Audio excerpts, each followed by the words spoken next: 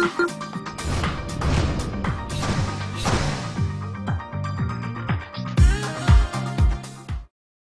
өнөөдөр Монгол улс тогтмол хэвлэл үүсч хүртснээ 100 жилийн төхөж байна. Энэ 100 жилийн хугацаанд сэтгүүл зүйн салбар ямар ахиц амжилттайгаар улам мөн ямар алтай оноотойгоор явж ирвэ гэдэг талаар сэтгүүлчдийн хэвлэлийн ерөнхийлөгч Галерей Дугатай уулзч ярилцлаа. Тэгэхээр Монголд сэтгүүл зүйн салбар үүсч хүрчээ 100 жилийн маргааш болгож байна. Энийг ухтаад ер нь бид ямар шуухан амжилттайгаар ер нь хэдүүлээ болтлоо гэж ер нь хэдэн сэтгүүл энэ салбарт ажиллаж байна. Тэгэхээр 1913 оны 3 сарын 6-нд тэр шинэ төлгөмөх бичиг нэртэй анхны тогтмол хэвлэл гаргаж явах үед үндсэндээ манай анхны сэтгүүлчид бол баг бэлэн болцсон байсан байдаг юм билээ. Ягаад гэвэл өмнө 1895 оноос эхлээл монгол хэл дээр хятадууд, орсууд, аль аль нь одоо монголчууд төр хишга сурталчлахын тулд хэд хэдэн хэвлэл мэдээллийн хэрэгсэл ажиллуулж байсан. Тэндээ дандаа монголын сэхэтнүүд ашиглаж ирсэн учраас тэд маань өөрсдөө бэлтгэдэг бэлэн одоо мэргэжлийн сэтгүүлчид болсон байсан. Тэгээ тэр үед бол яг одоо 5-6 хүн байдаг анхдагчд нь. Тэгвэл 100 жилийн дотор одоо өнөөдөр манайх бол бараг 4,000-аар тоологдох ийм хэмжээний сэтгүүлчдтэй салбар болжээ. Тэгээд хамгийн гол нь өнөөдөр Монголд 100 жилийн агуу тэмдэглэж байгаа салбар их ховор байна. Ягаад гэвэл 11 онд одоо үндэсний эрхчлөлөөгөө олоод богдоонт Монгол улс бол 12 оны 12 сард шүү дээ. Хэвлэх үйлдвэртэй болсон байдаг. Тэгээд 3 сарын дараа нь 13 оны 3 дугаар сард анхны тогтмол хэвлэлээ гаргасан. Ийм учраас манай салбар их урт түүхтэй ийм салбарын нэг болж хөрсөн. За яг хэвдээ өнгөрсөн хугацаанд янз янзын үе байсан. Ялангуяа бидний тэр социализмын гэдэг үе буюу үзэл сурталчилан хатуу чамд хяналтанд ор байсан үе бол их утгартай гэж хэлэхээр бараг нэг талаас нөгөө талаас их эмгэнэлтэй ийм үе байдаг. Маш олон сэтгүүлч уран бүтээлчдийн чөлөөтөө сэтгэх үзэл бодлоо илэрхийлэх эрх чөлөөг нь хааж боосон. Гэхдээ салбар ямар байх хэвээр юм бэ? Тэр утгаараа бол салбар маань хөгжиж өгчсөн юм олонтын жилүүд байсан. Бид нар үзэл сурталын талыг авчих юм бол цаана нь бол одоо сонинто, телевизтэй, радио гэх одоо телевиз бүх салбарууд нь үүсч байсан. Дээрээс нь нэмээд боловсон хүчнээ бэлтгэдэг систем нь бий болсон гэдэг ч юм уу. Аль ч утгаараа аваад үзэхэд энэ бол салбар хөл дээр боссон үе. Өсч боожсон, бэхжсэн ийм үе байдаг. Энэ түүхийг бид нар өгөөсгөж болохгүй. Дараа нь 1989-90 оны цагаан морин жилийн ардчилсан хувьсгал бол бидэнд тэр нөгөө дутагдаад болсон үзэл бодлоо илэрхийлэх эрх чөлөөг, хэвлэлийн эрх чөлөөг бэлгэлсэн учраас энэ үеэс хойш бол маань энэ үеэс хойш 20 хэдэн жилийн түүх бол үндсэндээ үлдсэн 80 жилийн түүхтэй тэнцэхээр тийм баялаг үйл явдалтай, онц сонирхолтой ийм үе бол өнөөдөр бид нар туулж байна. Энэний нэг жишээ нь бол манай салбар одоо ийм олон мянган сэтгүүлчтэй болчиход байгаагийн жишээ шүү дээ. Тэгэхээр өнөөдөр яг вэ янз янзаар л ярьдаг жишээлх юм бол юу гэдгийг одоо захиалга сэтгүүл зүй байна гэдэг юм уу, ёс суртахуунгүй байна гэж олон юм ярьдаг. Ярих ч ёстой ийм том салбарт бол сайн муу аль аль нь байгаа. Гэхдээ сайн давмгаалж гэнэ үү, саарн давмгаалж гэнэ гэдгээс хамаарат салбарын маань одоо нэр хүнд амрах гэдэг шүү дээ. Энэ утгаараа бол би бол сайн давмгаалж байгаа гэж хэлнэ. Маш олон юм бол богино хугацаанд өөрчлөгдөж шүү дээ. 90 оны эхээр одоо тэр гудамжинд зарж байгаа сонин багтахгүй ингээд гудамжны өрн сонин зарж байсан. Өдөрт нэг биш нэг хэсэг сонин мэндэлж байсан тэр үед энэ сонин сүйд боллоо одоо ерөөсө зах самбараа алдлаа гэж ярьж байсан. Өнөөдөр алгал байна шүү дээ. Өдөртмөн сонинууд гинт 20 хүртэл өдөртмөн сонин гараад л болохоо байлаа гэж дуу алдсан. Хэдхэн жилийн дараа дахиад өнөөдөр 11 болтлоо буурчихсан ингээд явж байгаа жишээтэй. Эсвэл одоо ингээд сайтуудын ихэнх үед бол за сайтууд бол одоо ингээд зах самбараа алтлаа гэжсэн. Өнөөдөр бас өөрсдөө хэлбэршээл, төлөвшөөл, дотроо ялгарл явагдаал, танах гэхэд бол одоо мэдээллийн чиглэлээр бол нэг номерын сайт гэдэг утгаараа бүр маш өндөр түвшинд технологийн шийдэлж өндөр түвшинд арга ажиллагаа өндөр түвшинд очихсан байх жишээтэй. Гэх мэтээр ингээл телевиз үздэг чинь өөр өөрөөр л бас асуудлаа шийдэх гэл янз янзаар үзэж штэ. Тэгээд энэний цаан дандаа манай салбарын нэр хүндийн асуудал явдаг. Тэгэхээр Монгол өөрөө жижиг зах зээлтэй их өвөрмөц орн, монголчууд өөрсдөө соргог, сэргийг шинэ юмд дуртай, ард түмэн. Дээрээс нь нэмээд одоо бусад оронд байдаг нэг онцлог нь бол энэ олон хүнтэй тогтцсон хөгжилтэй орнууд чинь альва шинэлэг юмд их удаан хойроо хандж штэ. Тэгэхэд манайх бол HD технологиг ямар хурдтай хүлээж авч байна тийм ээ. Бусад технологийн шийдлүүдийг ямар хурдтай хүлээж авч байна. Тэр хэмжээгээр манай салбар бол маш хүчтэй хөгжиж байгаа.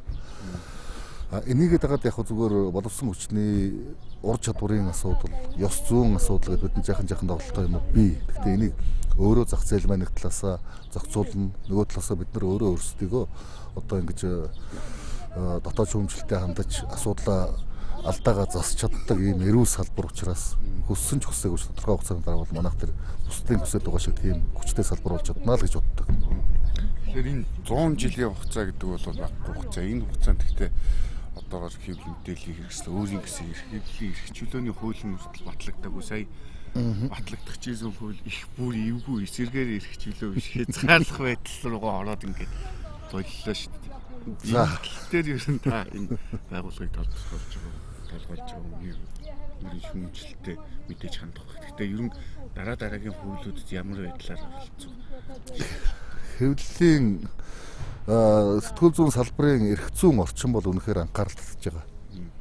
Бид нар чинь 90 онд л анх хэвлэлийн эрх чөлөө гэж шаардсан үндсэн дөрвөн шаардлагын нэг нь хэвлэл мэдээллийн эрх чөлөөг хангах асуудал байсан.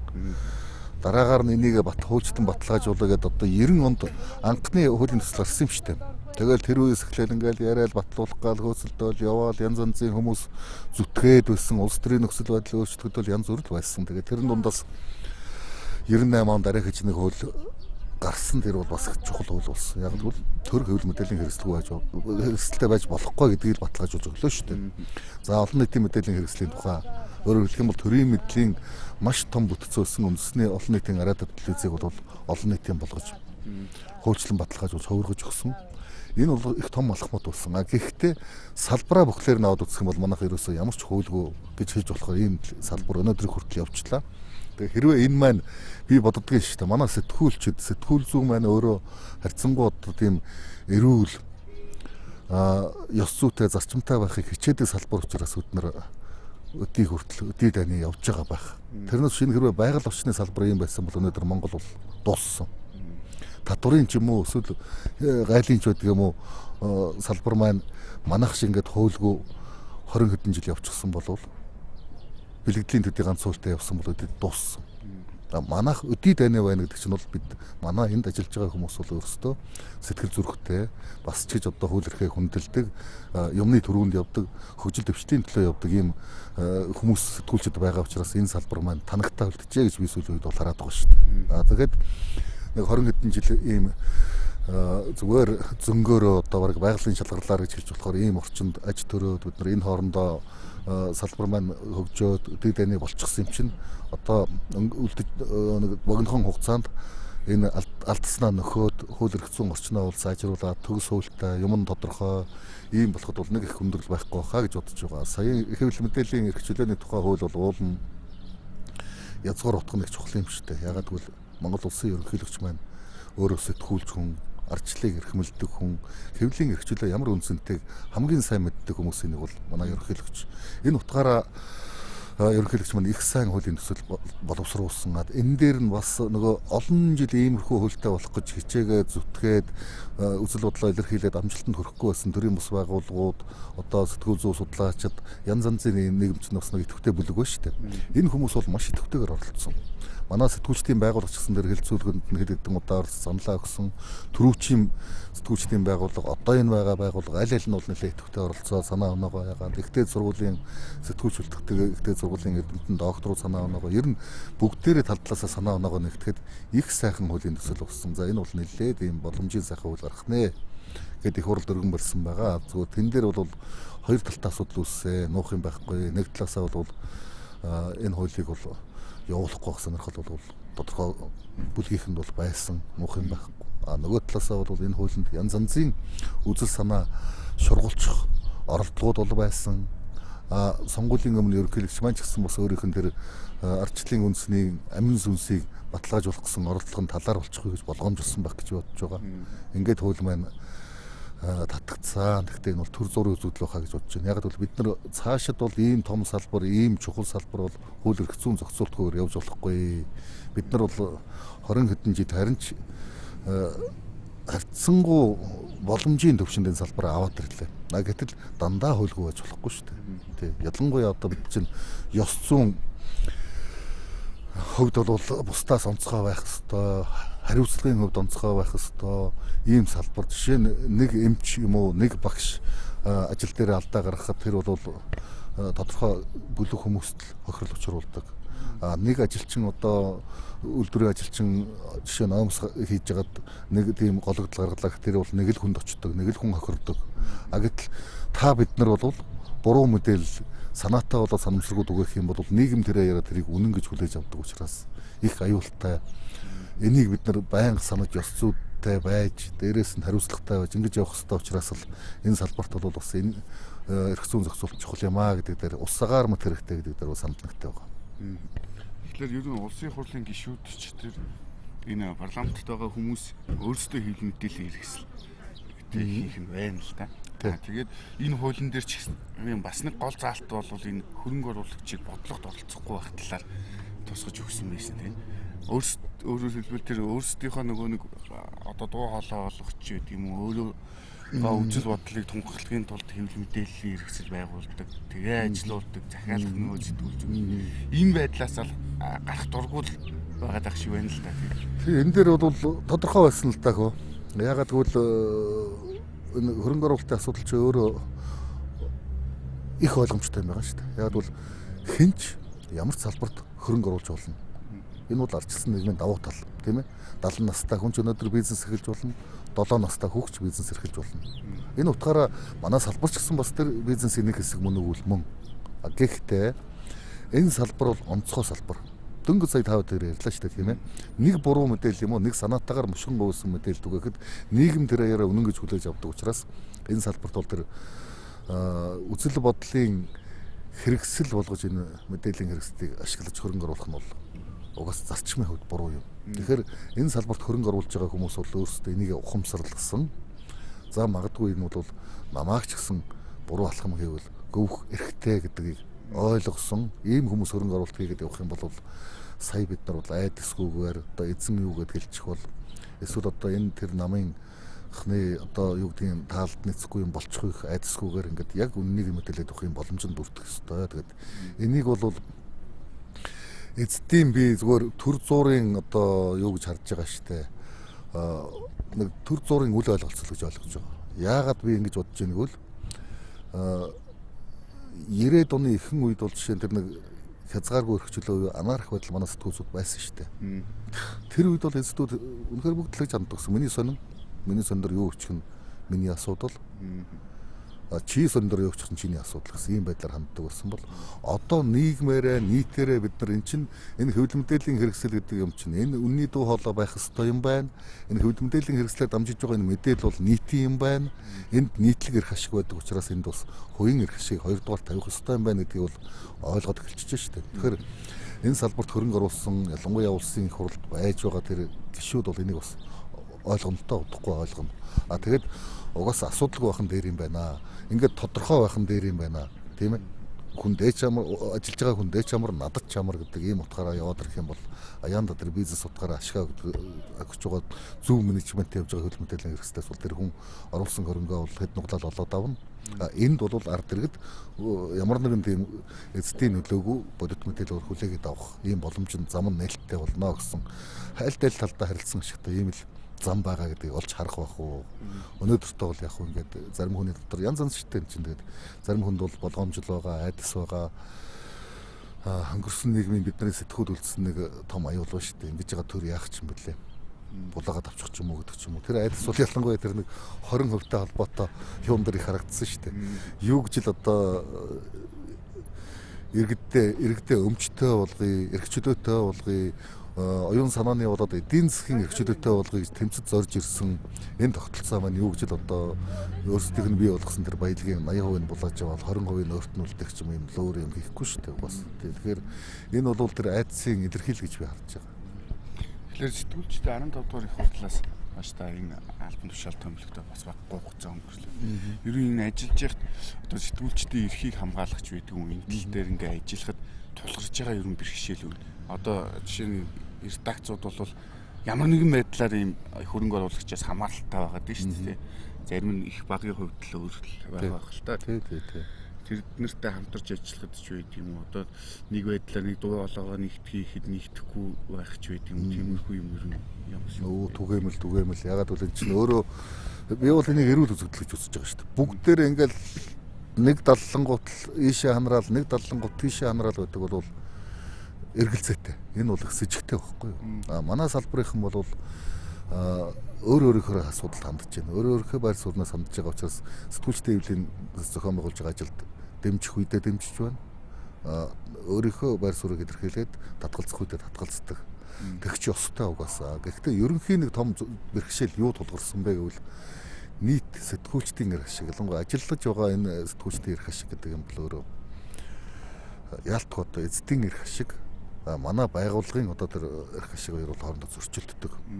Тэгвэл манайх бол одоо хөдөлмөрийн харилцааны асуудлыг зохицуулах эрх зүйн субъект бол биш шүү дээ. Яг жинхэнэ тэр эрх зүйн субъект бол үйлдвэрчний эвлэл.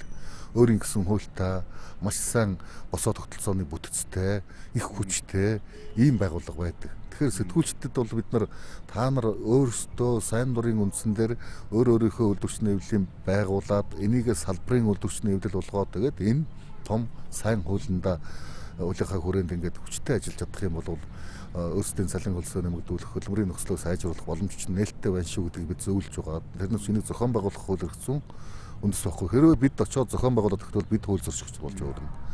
Нэг асуудал. Хоёрдугаар асуудал бид нар аль нэгэн байгууллагаар очивол за хөө чи тэр ажилчдаа цалингаа гаргаад тэр хэдийг өгч байгаа. Яагаад чи юм баг өгч байгаа ингэх эрх нь бол манад байхгүй. Энд чинь манайх төрийн бус байгууллага өөрийн дүрм журмаараа журамдаа захиж үйл ажиллагаа явуулдаг ийм байгууллага. Тэгэхээр энэ маань өөрөө хөдөлмөрийн харилцаа зохицуулах хэрэг ерөөс төрийн бус байгууллагт байдаггүй. Монгол улсын хэмжээнд хөдөлмөрийн харилцааг зөвхөн одоо хөдөлмөрийн хуулийн дагуу үйлдвэрчний ажил олгогчдод одоо энэ зохицуулна гэсэн энэ юм байж идэг болохоор бид нар бол тэнэлүү одоо илүү юмруу саруулах ийм боломжуудад эрхэж байхгүй гэдгийг бол бид нар нэгдүгээрт олж харсан. Тэгэхээр энийг манай сэтгүүлчид юу гэж ойлгодог гэхээр сэтгүүлчдийн байгууллага бол ерөөсөө энийг шийдэх хэрэгтэй гэдэг.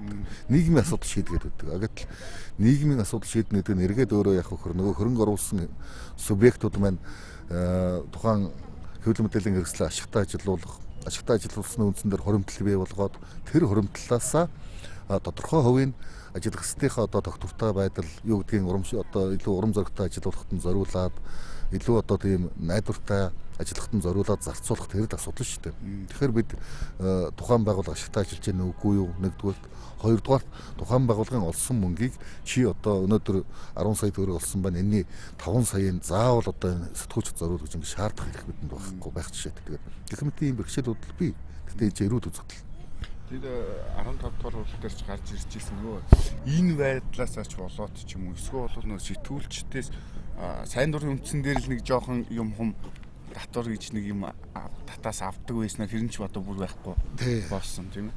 Тэгээд тэрнээсээ шалтгаалт юм уу энэ байгууллага бүр хууль эрх зүйн орчинд бүр бүртгэлгүй яваад 4-5 жил энэ үрийг үтцсэн гэсэн нэг асуудал гарч ирж байна. Одоо ер нь бүртгэлжүүлж тэгсэн юм байна. Тий, сая ч нөгөө их хурлаа хийгээд тэгээ Монголын сэтгүүлчдийн нэгдсэн эвлэл гэдгээс нэгдсэн гэдэг үгээ авсан.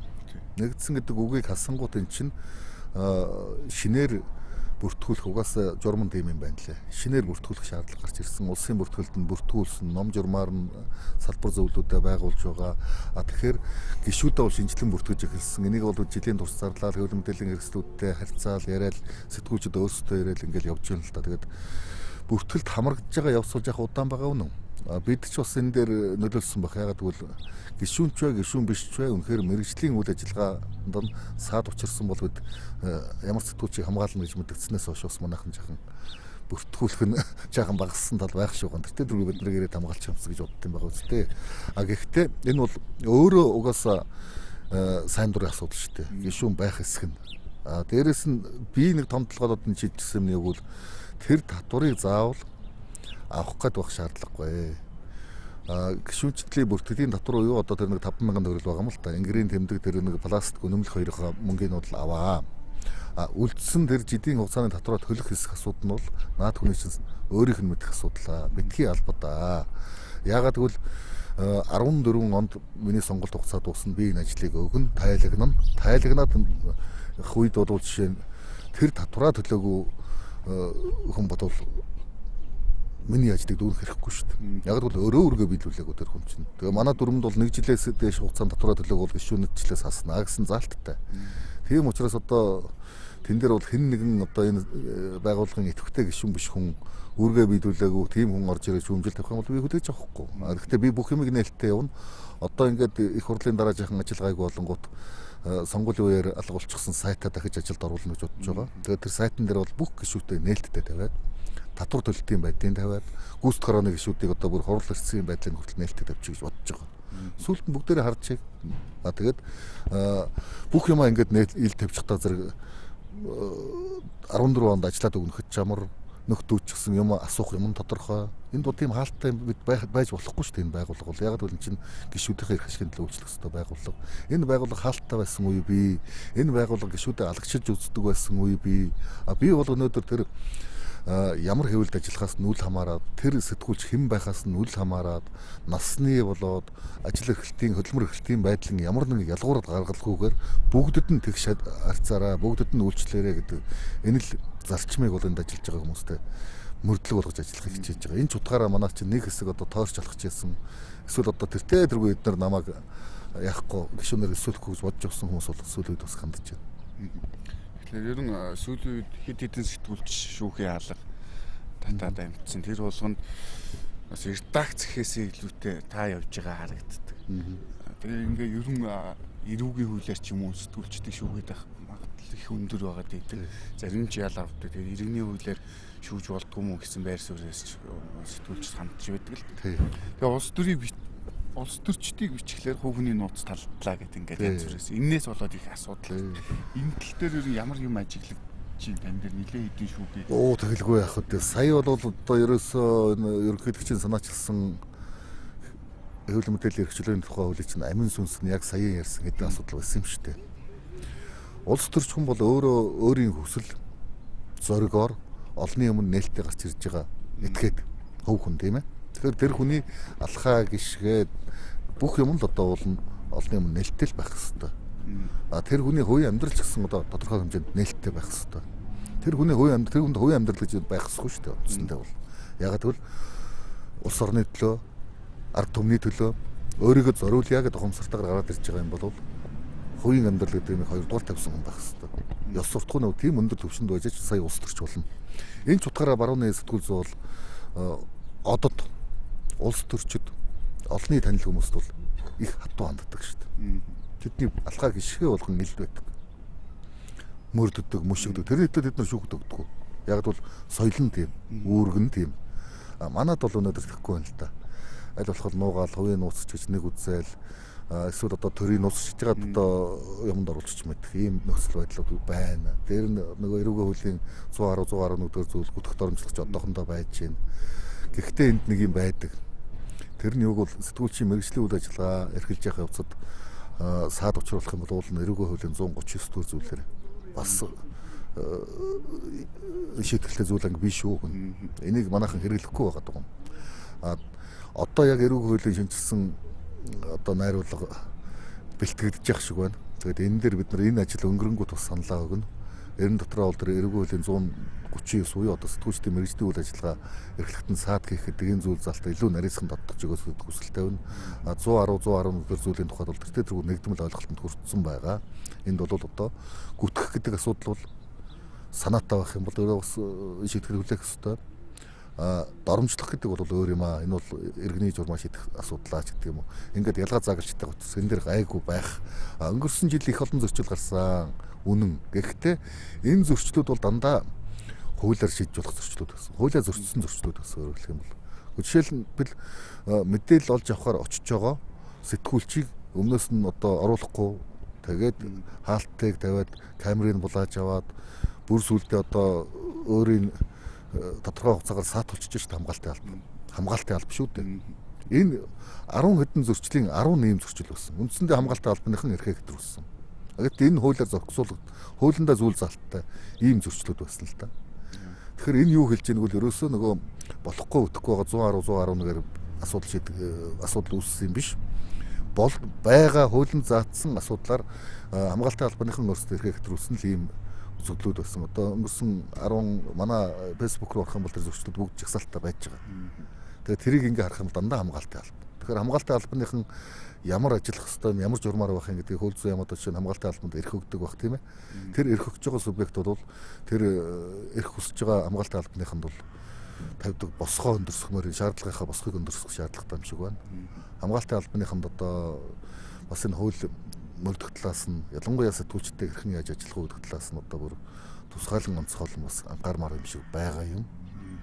Тэрнээс яг тэрний цаана бид чинь хардах хэрэг байдаг шүү дээ зүгээр. Эцдүүд бол энэ цоорхоо гараад тэр компани захирч байдаг юм уу? Эсвэл тухайн төрийн байгууллагын албан тушаалтан бол өмнөө хамгаалалтын албыг тавьчихад гэж магадгүй. Та нар ямар ч үсэн битгий оруул тийм ээ. Тэгээ нөгөөдүүл нь тэрийг нэгэнтээ мөнгөнд төлж байгаа салингийн өгч байгаа тэрэндээ үнэнчээр зүтгэхэд манай сэтгүүлчтэй усан гэж харцдаг байж болно. Гэхдээ энэ бол хууль зөрчсөн үйлдэл яг одоо тухайн эвлэл мэдээллийн заргалдаад гомдлоод ингээд явхад бол бүгд хуулиараа шийдвэрлэх хүлээх үндэслэлтэй. Тийм ч учраас энэ 10 хэдэн эргэж ихэнхэн сүулдэ эвлэрэл болоод дуусчлаа шүү дээ. Нэг явж байгаа тэгээд нэг мэд за яхаа бид нар зөгцсөн гэдэг ингээд манайхан чинь нөгөө намайг хамгаалагч авраач гүйжсэн нөхдөд чинь алга болчихж байгаа. Тэгээ хойноос мө чи яга алга болчих вэ? Өө зөгцсөн шүү дээ. Нэг иймэрхүү маягаар ажил явж байна. За. Тэний тэгээд ажил тайлгнах үед бас нэг уулзах байх. Мэдээж. Тэгээ ер нь тэр хугацаанд хуулиа батлуулаад эргээ сайхан баяртай мэдээтэй болцсон. Харин тийм ээ одоо энэ хуулиа эрдүүлээ сайхан батлуулаад нэг юм тодорхой тийм ээ чинь ардчилсан нийгэм, соёлт нийгэм шүү дээ. Тэгээд энд ямар өднөр тийм жүнглийн хуулиар амьдарч болохгүй шүү дээ тийм ээ. Тэгэхээр энд бол юм хийх тодорхой, асуудал нь тодорхой, юм нь тодорхой, нээлттэй ил тодорхой юм бол ерөөсөө амархан санагдаад байгаа юм да. Тэгээд одоохондоо жоохон донцтойготой л байна да. Болох байлгүй. Заавал.